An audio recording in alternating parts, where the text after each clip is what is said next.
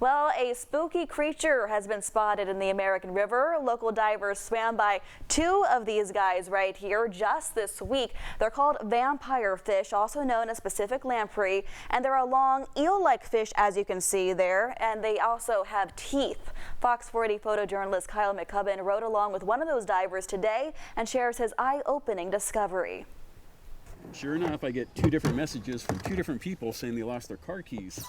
I'm out here every day finding stuff, lost valuables that people lose, phones, wallets, you name it, they lose it, I find it, and I try to find the owners and return it.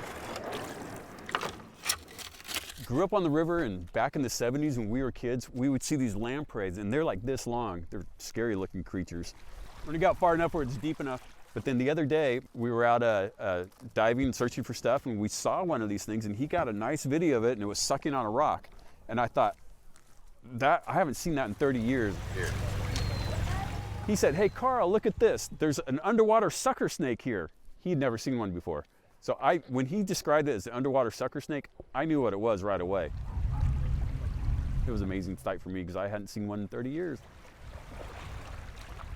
You see all these people on the river, they have no idea what's underwater. I mean, a lot of these rafters, they just go over all these schools of thousands of fish and have no idea.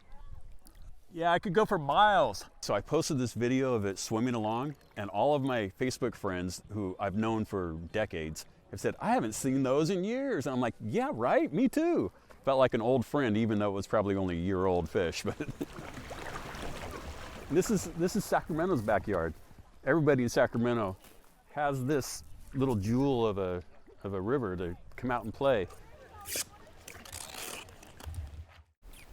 And that was Fox 40 photojournalist Kyle McCubbin with that story tonight. Thanks, Kyle. And though experts consider them a rare fish, they are native to California and the American River.